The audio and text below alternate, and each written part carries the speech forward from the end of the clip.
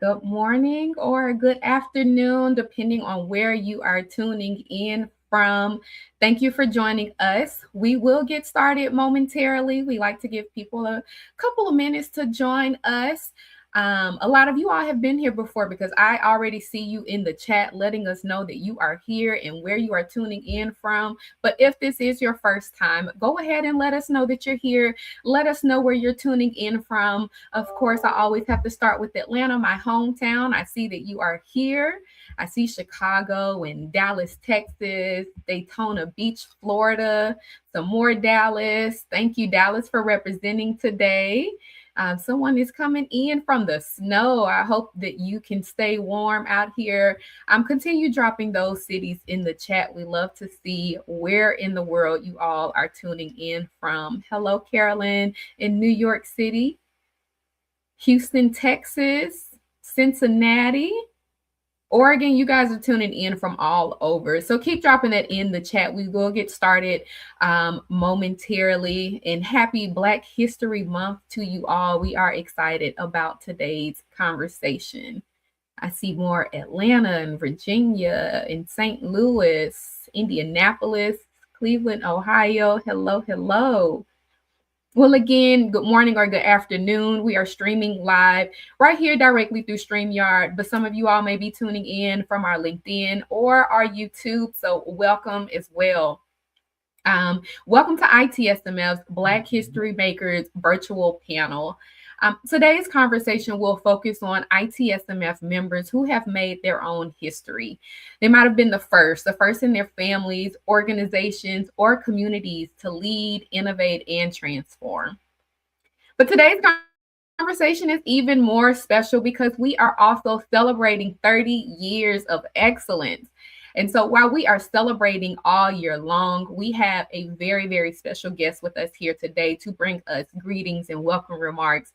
So go ahead. I know you guys are still dropping your cities in the chat, but go ahead and drop us some celebratory emojis in the chat. Let us know that you're celebrating with us for 30 years of excellence.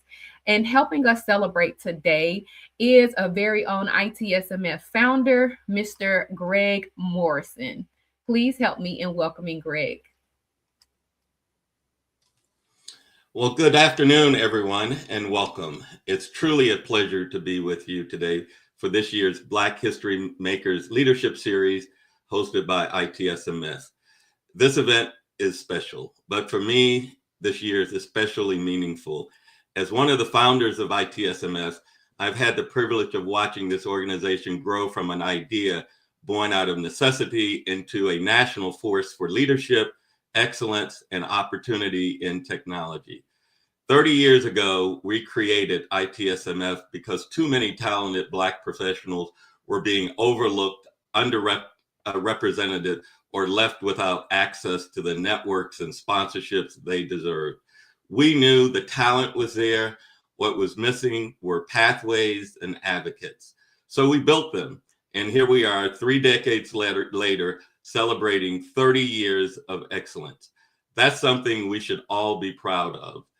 This year's theme, The First, speaks directly to that journey because ITMF itself was a first of its kind community, a first of its kind commitment, a first step towards changing the face of leadership in technology. And many of us have our own first stories. I was the first in many rooms, the first at many tables, often the only one. And now I know many of you can say the same. Being the first is never easy. It means navigating uncertainty. It means carrying expectations. It means sometimes walking alone so others don't have to later. But it also builds strength. It builds perspective and it builds purpose. That's what today is about. We are honoring leaders who didn't just break barriers, they created bridges.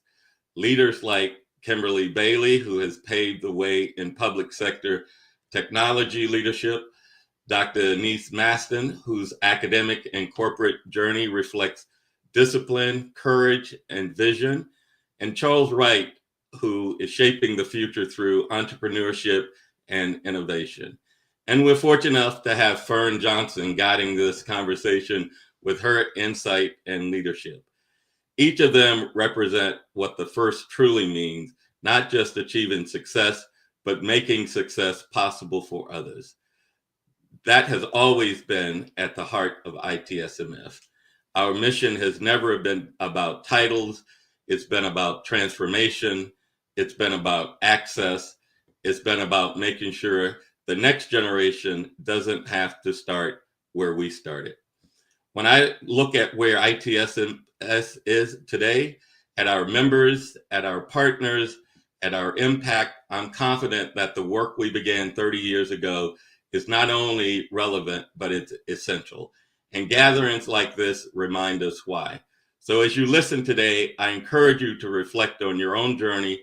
Think about who helped you get here, what doors were opened for you, and which doors you're committed to opening for someone else.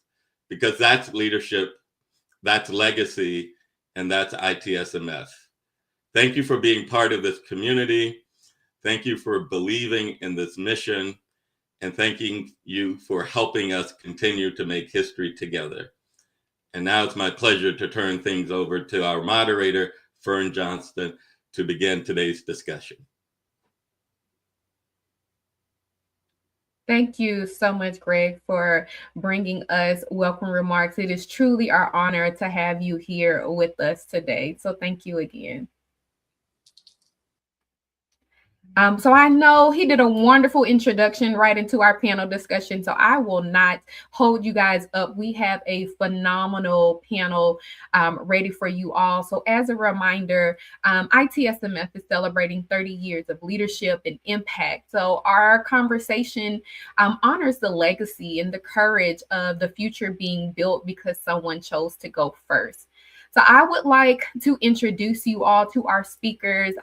Greg has done a wonderful job of handing things over to our moderator, Fern Johnson. She is a retired CTO and vice president and the current CEO of Fenderson Management Group. Also joining us today, hi Fern. Our panelist today joining Fern in this conversation is Kimberly Bailey. She is the Vice President and CIO at Lemoyne-Owen College. Welcome, Kimberly. We also have Charles Wright, who is the CEO of Mechanized AI. And we also have Dr. Anise Masson, who is the Vice President and GM of Global Marketing at SAP. So welcome, Dr. Maston. So it would not be a technology virtual event if we were not running into technology problems. So we just ask for you all that are out there with us to just bear with us. Dr. Maston is here. We've done a tech check with her, but when her computer decides it is ready, she will join us and hop right into this conversation. So thank you all for joining us. All right, we're going to get into it. Good afternoon, family. It is so wonderful to see all of you beautiful faces on this Black History Month and Black History Makers Session 2026. So thank you for joining us, Kimberly, Charles, and Dr. Anise, and being a part of this conversation. So I'm not sure if you remember this fact. 2 years ago, where were we as an organization? Do any of you remember where we were 2 years ago in February? Almost to this day. All right, your 3 seconds were up. So we were at NASDAQ 2 years ago, February 26, 2024. Right. Okay. We had the wonderful opportunity to make history, our first time to ring the bell at NASDAQ. And now we are 2 years later, we are celebrating 30 years, and we're going to celebrate and talk about your firsts. So look where we've come, and we have so much more to really go forward on. So while Dr. Anise gets herself going, Kimberly, I'm going to jump in with you. You are phenomenal. Been following your career for some time now, and so honored to be a sister with you in this journey of women tech leaders. You were the first Black CIO for the city of Memphis. You are now at Lemoyne College in Memphis, Tennessee. Tell us a little bit about your journey and what being a first means to you. Spend the next 5-7 minutes around your journey and your story of being a first CIO for a city, and then how that's translated to the educational sector. So yes, I joined the city of Memphis. Actually, when I graduated from college, I was an intern with the city of Memphis. So to go back and be the first female CIO for them was a full circle moment. And I joined them in 2017, working in IT and HR, and just kind of worked my way into some leadership positions and some trusted roles, and found myself at the beginning of 2020 in January of that year being appointed by the mayor as the first Black female CIO for the city. And we all know what January of 2020 introduced. It was not only the beginning of my journey, but it was the beginning of a pandemic that we all had to face. So it was a very challenging time. And I just feel like the steps were just ordered. I was the person for the job. I could have never raised my hand and said, this is what I wanted to be. I had never worked for a female CIO ever in my career. But I've had great influences and mentors and things of that nature that made me feel ready. No one could have prepared me for a pandemic, but we were able to come through that and do some phenomenal things. And so now I sit as the Vice President of IT and Chief Information Officer for the LeMoyne-Owen College. It is the 5th oldest HBCU in the nation. And so sits right here in Memphis, Tennessee. And I am just honored to sit under our 14th president to do some transformational work that we are on the cusp of a lot of amazing things in IT. I have a phenomenal staff, and we just have phenomenal people who work here for this institution who are interested in creating more first. So I got into this first role. It just kind of happened, but I don't ever want it to be the last. So I know it's very important how I position myself, how I present myself, how I excel in these roles, so that when the next female sits in this seat, it's not about what she will do. It will be the continuance of a baton, of a marathon that has been running since my introduction into this at the city of Memphis. I love that. You're standing on the shoulders. You're acknowledging that, and also acknowledging that people will be standing on your shoulders. And I hope so. Absolutely. I'm putting it in existence. Absolutely. Absolutely. All right. So let's pivot over to Charles. So Charles, Mr. CEO, needs no introduction. I mean, just phenomenal leader. First CEO in his family, the CEO of Mechanized AI, former CEO of Data. So this is not his first role as CEO. Done some consulting work. Charles, tell us a little bit about your first journey. You're on mute. We'd love to hear you. Just hit that mute button. Yeah, I was just trying to get my thoughts together. You know, it's interesting. Being the first CEO, and I think we talk about it all the time, is that, you know, I didn't want to really honestly be a CEO.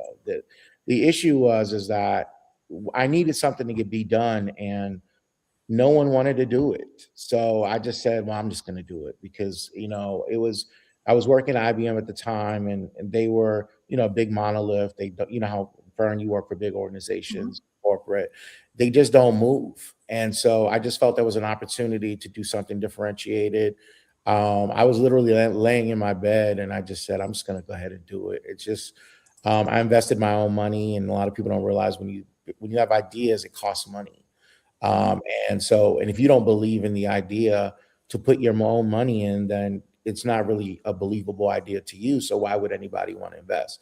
And so I spent the first couple of years just throwing money at it and building it. And it made no money. It made no money for a long time. And so a lot of people have to understand, when you have great ideas, or any idea, or any opportunity, in any field, you have to invest. You have to put your blood, sweat, and tears into it. And then I realized that, you know, my first, which was Data, which is still being used in the market by Deloitte, which acquired us in 2018. I knew that for it to come to fruition, I would have to fight, I would have to suffer, and I would have to be in pain. And the amount of tolerance for pain that you have will determine how much success you'll have. Because if you have a low tolerance for inconvenience, pain, or suffering, then being the first is not that important or not that significant. And I'm sure everybody on this panel has stories of people telling them or questioning why they were doing things and why they, stayed later or worked harder or took more courses or took investment courses, right? Like before I became a CEO, I was certified in 37 different technologies. I studied constantly. Like everybody would make a joke like, man, this guy has more technical certifications than anyone in that they've ever seen. I went on interviews and people would say, I just wanted to meet the guy whose resume this was because it was incredible.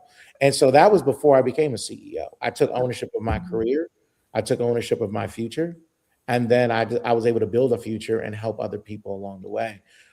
So it started a long time ago. Be the CEO of your career, be the CEO of your future, and then everything else you can build on top of it, right? And so that's the mindset I had. And like I said, no one's ever going to outwork me. No one's going to ever out hustle me, and no one's ever going to beat me because I'm going to show up every day, the next day, the next day after that, the next day after that. And so, and you're going to get beat up a lot every day. I grew up in New York, Fern, as you know. I got beat up a lot on the way to school every day. But I showed up every day and I got beat up and I kept on coming back. And eventually people stopped beating up on me because they said this guy's just going to keep fighting. And so they'd rather beat on the people that just surrender. And so that's what being a CEO really is. And that's just been my experience. What I love about Charles is his drive and his passion, and your self-awareness of who you are. I think, and knowing that helps you be the most effective CEO. You said something in the prep that really resonated with me. You said if first means anything, it should mean that it won't be the last. And I think I heard that from both you and Kimberly. And so that's an excellent segue because I think Dr. Anise would feel the same way, that it's not going to be the last in the work that she's doing. So Dr. Anise Martin, thank you for joining us. She is now at SAP and she is the first to graduate from college in her family. Tell us a little bit about your journey and firsts. Well, thank you, Fern, and hello, everyone. So my journey was I was raised in rural Arkansas on a farm, not close to any town or anything. My father was never sent to school. He was illiterate to the day he died, but you wouldn't know that because he was expert in many things. My mother only finished the 9th grade, and I'm the youngest of 6 children, but the only one that got an opportunity to go to college, started at a little community college, went on to a 4-year university, get my master's at Vanderbilt, and now I sit before you as Dr. Maston. So I would agree with Kimberly and Charles. It's about having a perseverance, a commitment, and a belief that something more was available. I didn't have access to anyone who was in college educated. I was born in a segregated South where I saw the whites only signs. And even in high school, when I said I want to go to college, my guidance counselor said, can your parents pay for it? I said, no. And he said, then you can't go. Didn't know there were grants, didn't know there were work studies, didn't know anything. So I married and started popping out babies. But my husband and I started making a plan that one day I would go to college. And then even though he unfortunately transitioned due to a on-the-job accident, I kept the plan alive. And similar to Charles and Kimberly, I didn't know what I was doing, but I just could believe that if I keep taking a step, I would eventually make it to an end goal. Didn't see vice president of a technology company. I started my journey as an applications developer because I loved IT. But when I went back to school to Vanderbilt to get my MBA, I fell in love with marketing. And so I married my 2 loves, and I'll always plan to be in a technology company leading marketing. So it's been an adventure. It's been continuous learning along the way, and I'm still learning. I love to learn. So thank you, Fern. That's a little bit about my journey. So thank you so much for sharing that and for having the perseverance to continue, right? And even though you had a tragedy early on in your marriage, you continued, right? And you saw that there was value in pushing forward. That kind of steers me into this question about excellence. And we talk about Black excellence and tech excellence. What does excellence mean to you guys in the work that you're doing? And I'm going to bring a little bit of Fern in here. My heart's for giving back to the next generation. How does excellence need to look for our next generation leaders in tech? Charles? I'm gonna tap into something there because we talk about excellence, but I had a conversation with a mixed group of individuals of different backgrounds, right? And one of the things I told them, it's not just about the excellence that we strive for, but we want to maintain our Black joy along with it. And I think when we go through our trials and tribulations, and I've been in rooms with folks that don't look like us, they suffer. They suffer worse than us because they have no joy. I'm just telling you that. They want some of this Black joy. And we have a lot of it. And I told this one guy on the call, he said, Charles, how can you be so positive and have so much energy and when things are going bad? I said, because I got Black joy and you don't have it. And I'm not going to ever stop smiling. I'm never going to stop laughing because we've suffered. Our ancestors have suffered. And I'm not saying that because of we've always had Black excellence. You can look through history. You can look at all the people that are not on this call, that are listening to this call, who have achieved so many things that could be documented as Black history. And the reality is that we all have that power. And so when I look at excellence, I feel like it's a byproduct of my joy. And I lean into that 100% because I've always been around people who are intelligent. I grew up like I said, I grew up in New York City. I was in a predominantly Black school. All the kids that grew up with me are lawyers, doctors, educators, teachers, and my success. And I look at the women that I grew up with that were, they were young girls then, they're women now. And I watched their stories on Facebook and Instagram. And those women were super inspirational. And I'm talking about political, they were parents who were tied into the community. They were just pillars of excellence then. So I've always been around Black excellence. I've always been around that. And of course, Black joy. And I feel like when you combine all of that together, there's look all the achievements we continue to achieve every single day, right? With all the pressure, all the insurmountable pressure from institutional things holding us back. And yet we still overcome all of that. And I think that it's just a power that I tap into when everybody asks what my superpower is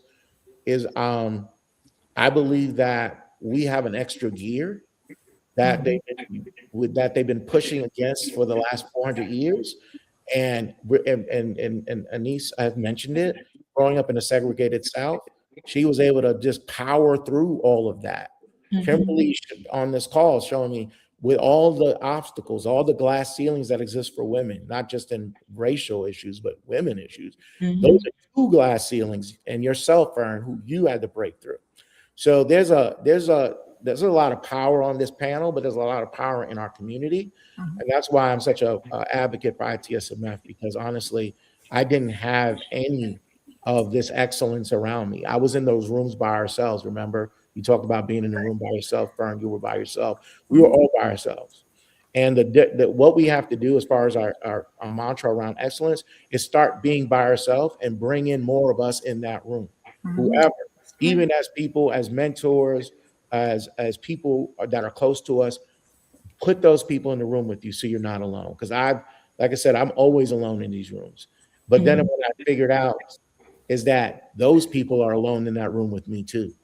So once you understand who you are and what your power is, then you realize that they're also in that room by themselves.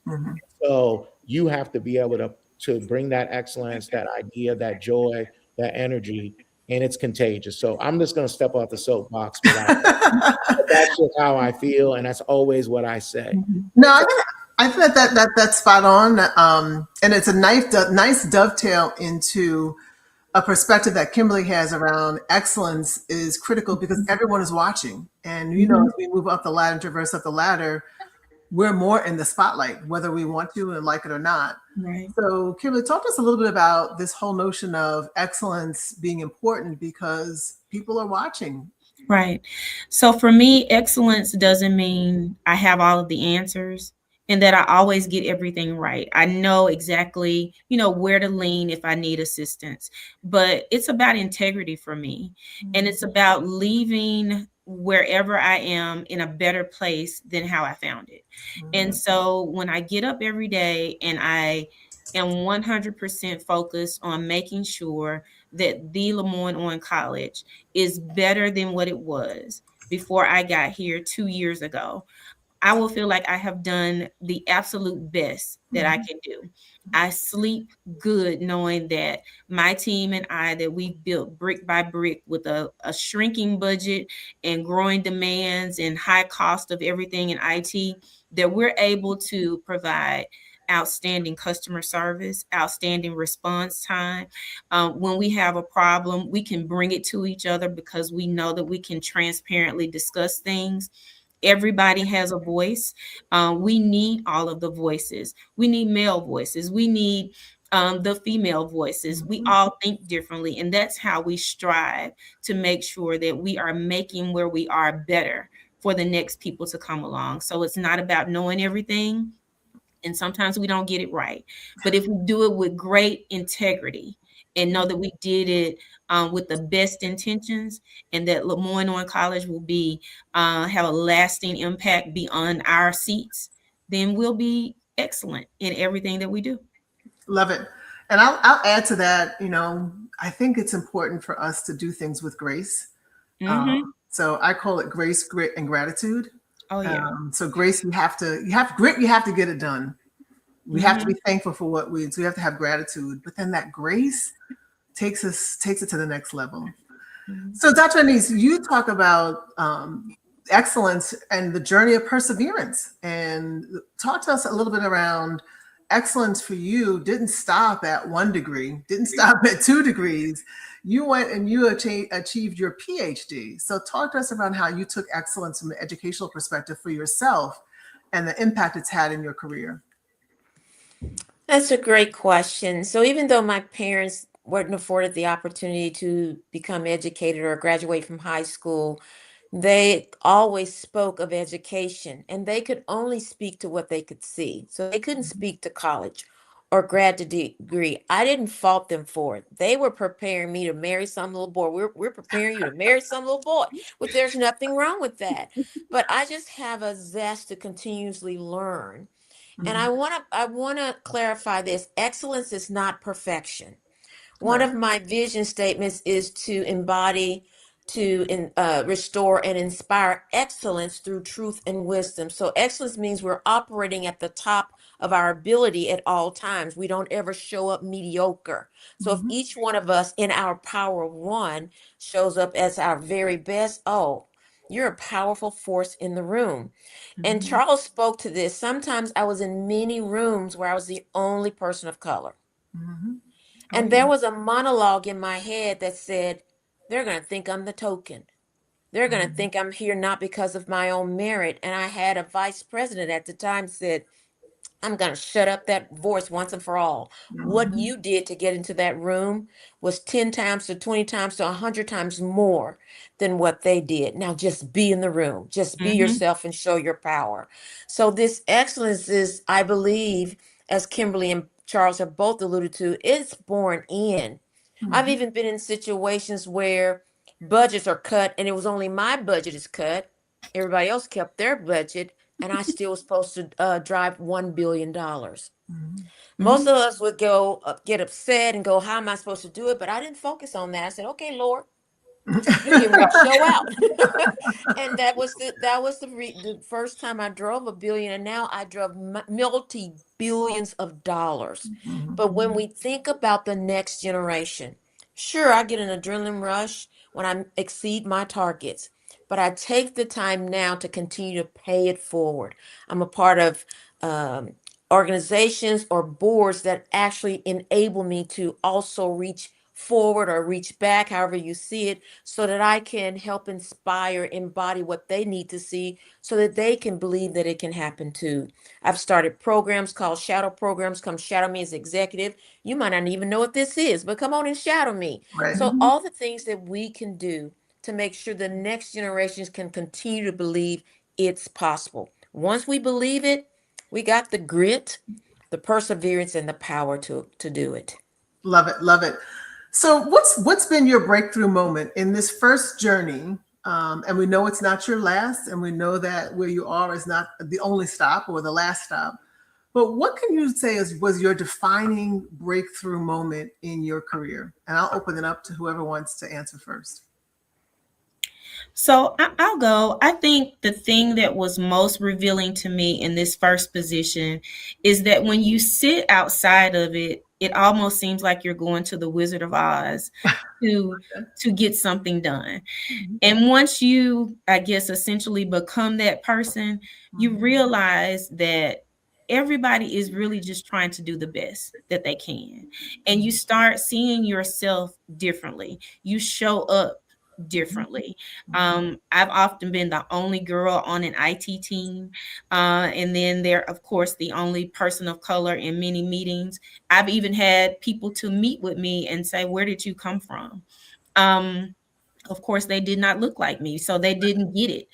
And so I just think what has been eye-opening is that there is a humanness about all of us, that once we build relationships and understand, we're all just really trying to do our best, then it helps you just show up and be yourself. And then people have to accept yourself. When I got ready to take that first CIO role, I called one of my really good bosses from years ago. And I said, "Hey, I'm considering this. What do you think?" And he says, "If they don't hire you, something's wrong with them. And just go in and do your Kim thing." And I didn't know it was a thing. That's what he called it. And that's what I've always done. I realized that I am just fine the way I am. And it took me to get in those rooms to realize that my potential and what I have to offer is valuable. And I'm here to help enhance whatever we have going on. And you're not going to be able to do it any better without me. So let's do it together. I love that. Kimberly, do you think it was experience that got you there to that point, or age? Because we're not talking any numbers, but I do feel that as we mature in age, we become more comfortable with, this is what I'm bringing, and I'm good with myself, and I need you to be good with what I'm bringing. So number one, it was God.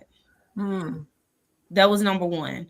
And then I do believe experience and age combined, because as you see the years go by, you realize that, listen, at some point I have to be me. And trying to not be me is not serving the mission that's ahead of me. And so I'm going to be me. If I'm not afraid of hearing no, because I'm no worse off. So I'm going to present what I need to present, and you all tell me what you need, and we make it work. But I think it's a combination of the two. I don't think I would have gotten one without the other sometimes to perfect it in my own way. But of course, having the opportunity to have the experiences, yes. But age kind of gives you that little bit of, listen, this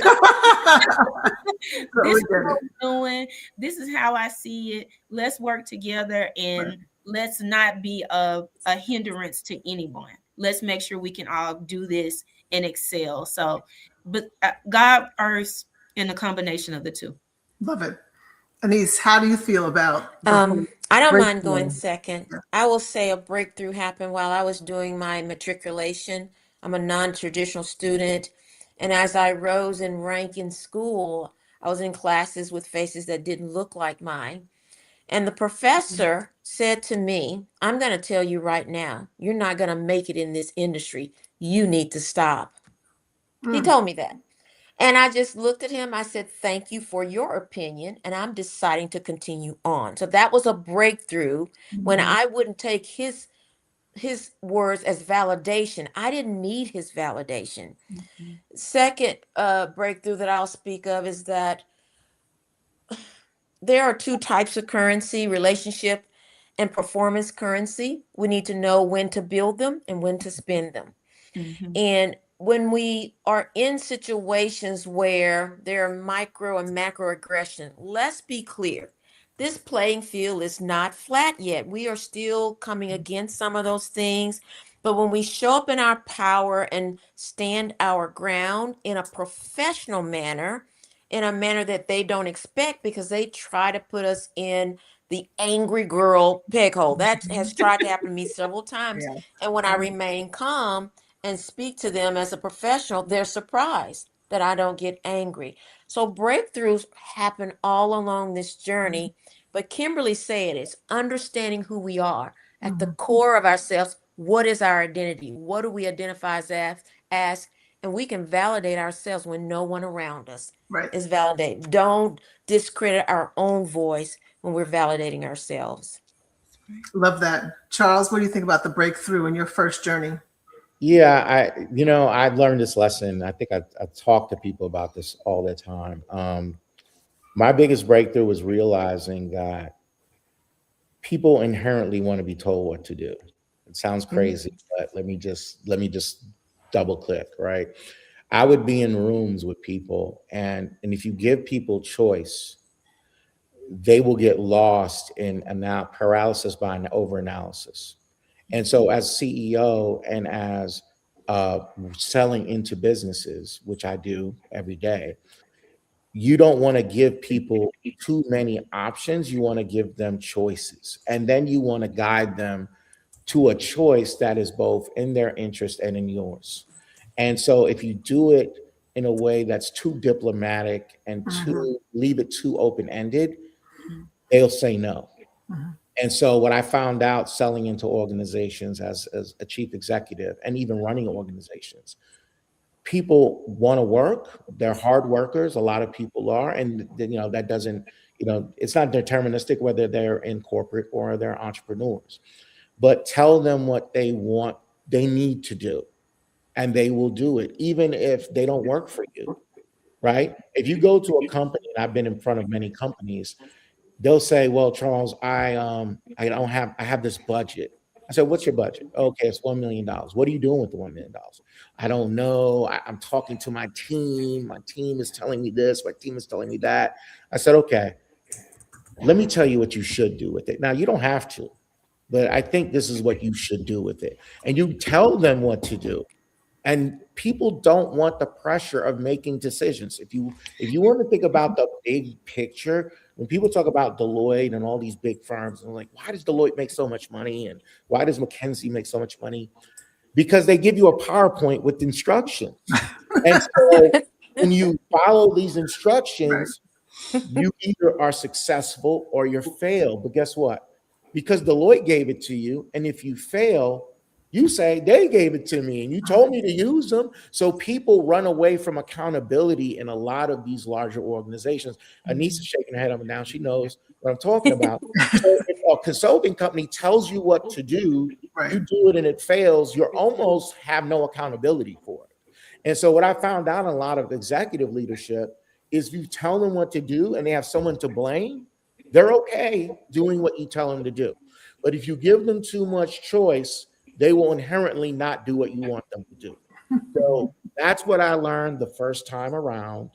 And it's really helped me the second time around, because my relationships with my business partners or clients or companies I partner with is in my control. I control them because I tell them what they should do.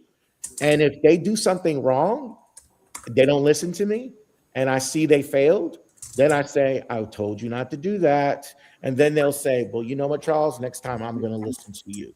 So that's been the lesson that I learned. And it's really been powerful in my second journey, because now I became from the guy who with my hand out with the guy with my hand up to say, let me help you get somewhere because I have the experience. And so I went from begging for business to demanding business, because that's the only way to get to the end game. And also, let me just say this, being, not being the predominant, shade of color. I always tell people this: it doesn't matter what you look like, as long as you align your objectives to their objectives, they'll buy from an Eskimo. They don't care. They don't care what you look like. They only care that you can help them. So part of my controlling of that thing I learned is learning that doesn't matter. So all the guys that are building businesses, building companies, call into your friends, call into your buddies. One of my first customers in my second business was somebody you might know called Fern Johnson. Fern Johnson gave me an opportunity that nobody would give me, but I talk about the opportunity all the time because it was PepsiCo, because she was at PepsiCo at the time. And so that's how I was able to build my business. I went and talked to Fern and said, Fern, give me a shot. I said, let me just do something. If it doesn't work, it doesn't hurt you.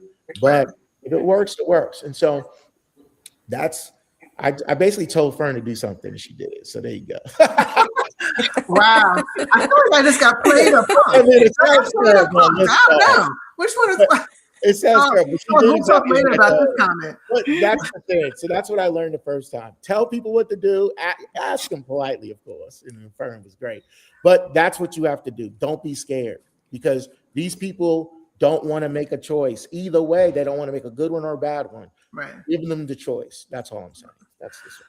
So let me just say this. We have a couple of comments in the chat, and Rayfield Johnson's like, "Hey, no consulting bashing," and I don't think we were trying to consult. We're not consulting bashing. It's accountability, though.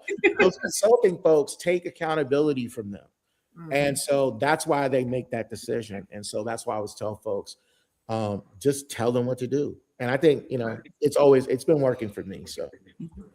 So, Dr. Anise, we have a question from the chat, and Cassandra Homer asked, how did you push past what you saw to become who you are today?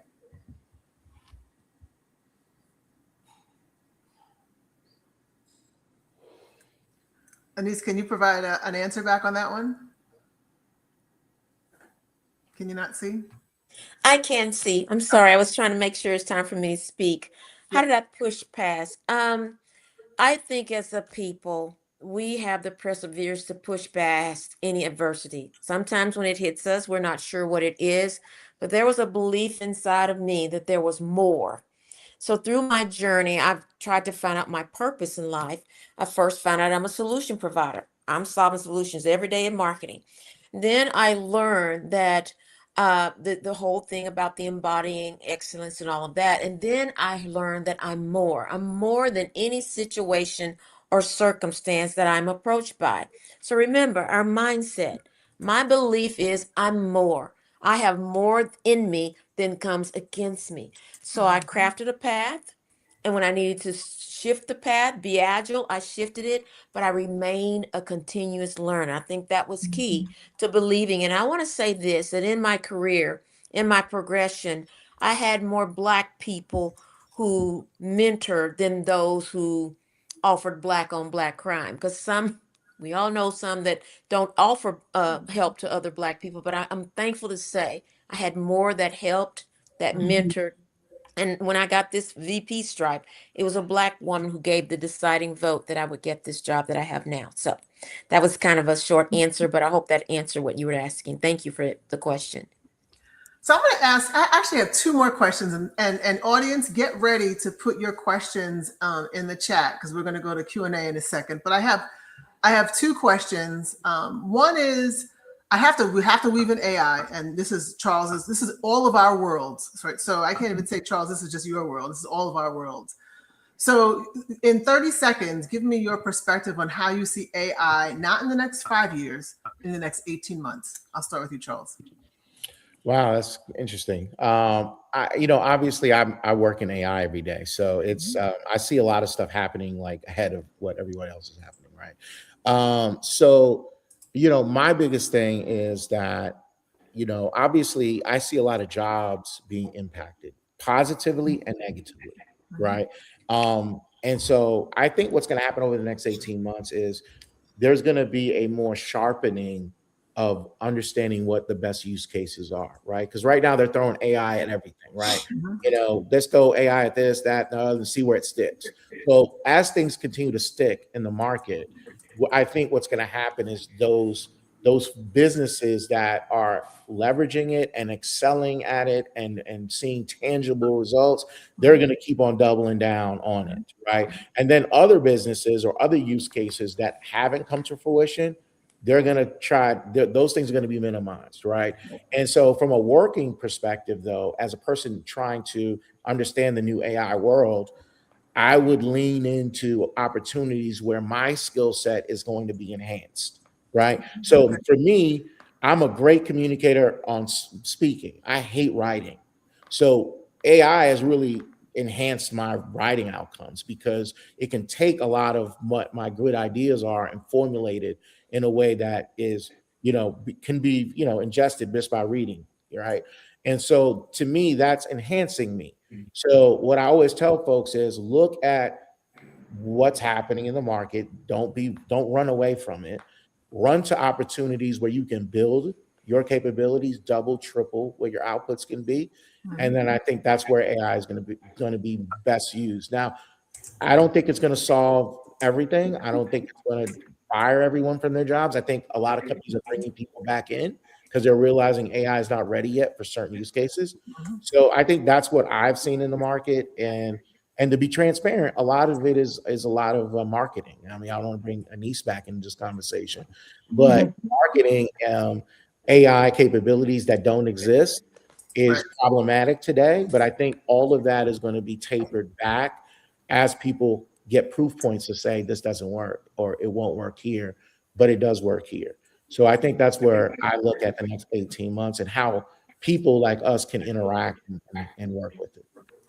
All right. So that was an excellent softball to you, Dr. Anise, around AI in the next 18 months. A perspective there? So, Fern and Charles, Kimberly, I will tell you this, that I can't tell you where I'll be in 18 months because AI is changing the game for marketing. We no longer say marketing and AI, is AI marketing. But I want to reassure everyone that AI is coming for your task, but it's not coming for your judgment. It still takes a human to take that output and use judgment to be able to use it. And as you use it, it's coming for repetitions. It's taking away a lot of manual tasks. But at the same time, it's not helping you make those brand decisions like I do in marketing. And it's also coming to speed your delivery to business or to market, sending those signals, receiving those signals. But it cannot build customer loyalty. So as a human, it's a tool and a resource. But it takes a human to build something actionable, to build something measurable, and to build something repeatable. So I want to take the gloves off. When that AI train comes past, you jump on it, even if you're uncertain, because it's time to upskill and understand how it can enhance you to be secure in your role. So I can't say what I'll be because AI is changing the game as I speak. We no longer build roadmaps out to 5 years and 2 years. It's changing so much. Our roadmaps are out to 1 year. So I will say I'll still be in the game in 18 months, but I don't know exactly where I'll land. I'll be honest and say that. No, that's fair. That's very fair. And I appreciate that perspective. Kimberly, land the plane on your take on AI in 18 months. So I think for higher education, I am hoping that AI will help us to better retain and recruit. Education is not the most attractive thing sometimes because of just the climate. Going to college is just not the thing. But I'm hoping that we can transition so that AI can help us see how we can do better recruitment and how we can retain the students that we have. And for higher ed professionals, especially faculty, not see it as a cheating tool, see it as an assistant. We still need everyone's brain to work. It should just be enhancing that. And to not look at it as something that is so new. We were using Google before we were using generative AI. There has always been some element of AI sitting in the background, doing a bit of thinking for us. And so we don't need it to replace our genuine and authentic thought process. So in higher education, I feel like we should use it as a companion and not be fearful, but we need to leverage it for recruitment and retention so that we can keep our numbers up. Excellent. Well, I had one more question, but look at the time. Time goes so quickly. So I would like to open it up to our ITSMF family to ask a few questions and hear live from you. So if we have any questions, Sherelle or Elaine, that we want to put out to our panelists to answer. If not, I have a question. I've got a bevy of questions, but I want to see if we have anything from our audience.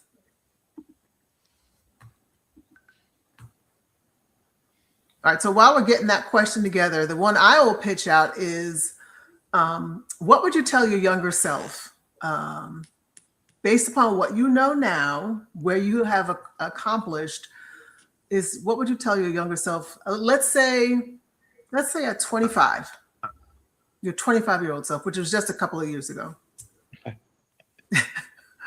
Anise?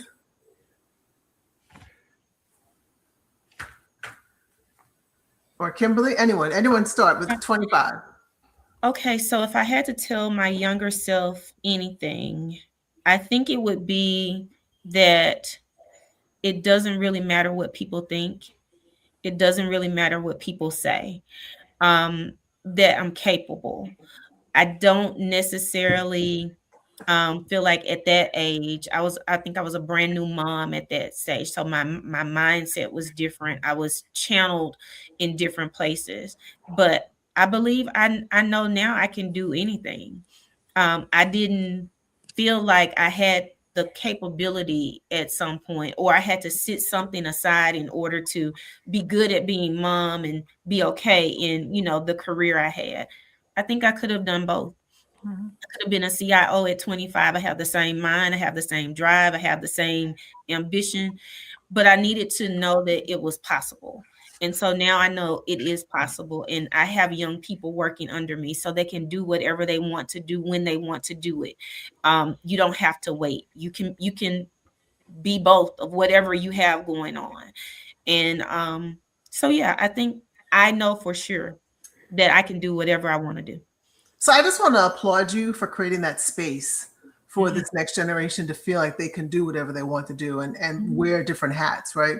Not all managers and leaders provide that opportunity for them to flex that way. So Right. I want to say thank you for creating that space, because I know it really does matter to this next generation to not be boxed into just one area, but have that flexibility. And just real quick, we were able to take a student who graduated 2 years ago, who was just a work study student. He came to me upon graduation and he says, I want to work for you.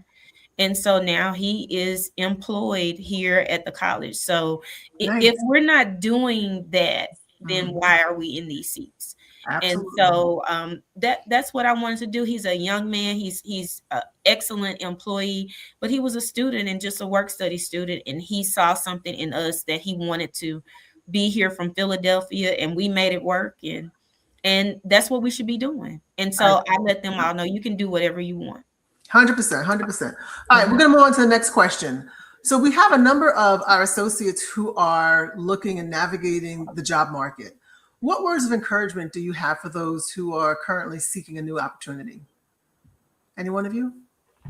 I can take that. I mean, I talk to a lot of folks about this all the time. So my biggest thing is that target opportunities that play into what the next 3 years look like. Don't take a job or look for a job you can do that you did for 20 years, because those jobs are not going to be around any longer. A lot of these jobs that I think Anise is talking about, AIs, if you're in the marketing space, you're already behind, right? Because everything's evolving. So look at the job market as what tomorrow looks like, or the next 5 years, and really upskill. Like, use this opportunity, learn something new. I think the reality is that you don't stop learning. Like, all of the people on this call, I mean, that we've listened to, have talked about continual education. That's a real thing, and that's like something that you need to invest in. Just because you're 40 years old, 35, 50, you don't stop learning. You learn something every day. And the good thing about it is you have a foundational experience that you have accrued over the years. So my thinking is, because here's the thing about AI, it just got here. So nobody's got 10 years of AI experience. So you're not fighting a person with 10 years of generative AI when it's only been out 2.5 to 3 years, right? So you can start skilling today, use your business experience or what you've accumulated over the years, and marry those two together. It's not that hard. So take the bull by the horns, establish yourself, pick up the information today. 6 months from now, 12 months from now, you'll have all your years of experience and 12 years of a year of generative AI. Guess what? Now you're a senior AI person, just that fast. So that's the mentality you have to have. Stop trying to get your old job and go get you a new job. And then that way you can actually build on top of that. That's always been my advice. It doesn't matter if a person's 19 years old, 20, 30, 40. Stop trying to do your old job. Do a new So job. I'm doing a little bit, I guess I'm doing a little bit of a plug here. So we got this book called Leaders Make the Future at one of our last ITSMF symposiums. And it's by Bob Johansson, Jeremy Christenbaum, and Gabe Cervantes. And actually Gabe was there. We had actually a great session. It talks about the 10 new skills to humanize leadership with generative AI. It is an excellent read. You see, I have the tabs on it. Literally, y'all, if you haven't read this, this helps navigate what skills to go out there for leadership in AI. So, and it's forward looking. So Charles, just building on what you said, I think that's very spot on. Okay, our last question. Okay, let me see. We have one more here. How do you evaluate whether it's the right time to step into a CEO role versus staying in an operations task? So, Charles, I'm going to take that to you. Yeah, that's fine. So here's the thing. I don't, like I mentioned, I never wanted to be a CEO. I mean, I just found out that I was uniquely qualified to do it, right? And what that was is that I just always was a leader, whether I was the little league leader, the team, I was the team leader, and every stupid activity I would do, I would be in charge of it, whatever. So that's how I ended up here. But the reality is that when you realize that you're the only person who can drive something and this idea, when you sit around with your friends and you tell them what you're doing and they look at you with blank faces, guess what? You're the CEO now. Congratulations, you win. I mean, because the reality is I spent 18, because you asked me what I would tell myself 25 years ago. I didn't get the answer, but I would have said start sooner. I ran away from my destiny for years. I refused to be excellent because mediocre was so much more comfortable. Because when you're a high performer and you are doing mediocre work, you're doing fantasy football on the weekends. You're out here hooping with your boys on Saturday and Sunday. Come on, man. Like, think about it. When you want to live in mediocrity, it's a good living. I was making $100,000 a year being mediocre. So it was a good living. But I didn't make $1 million a year until I stopped being mediocre. Mm-hmm. So that's the point. The point is run away from your comfort and run away from your happiness for a while, because you're never going to do great things unless you take the reins of what's in front of you. That's how you know when it's time to be CEO. When you realize that you don't want to be mediocre. And that doesn't mean anybody having a job is mediocre. Some people don't need to be CEOs, and some people don't need to have C-level roles. But maximize who you are and run away from mediocrity. That's just my thing, because everybody talks about excellence. First step to getting excellent is run away from mediocrity. Run in the opposite direction. You'll get to excellence. It's over there. It's in the opposite way from mediocrity. So anyway, that's my message. All right. So listen, this has been absolutely fantastic. I didn't know what y'all wanted to know, but here's what we learned, and I'm going to give you a couple of golden nuggets to walk away with before I thank our guests and turn it back over to Sherelle. Excellence, Black excellence is our superpower. Let's use it effectively. It's excellence, it's integrity. It's leaving an environment better than what it was when we got there. And excellence is what? It is not perfection. I love Dr. Anissa's statement around two types of currency, relationship and performance currency. Know when to build them and know when to spend them. Yeah.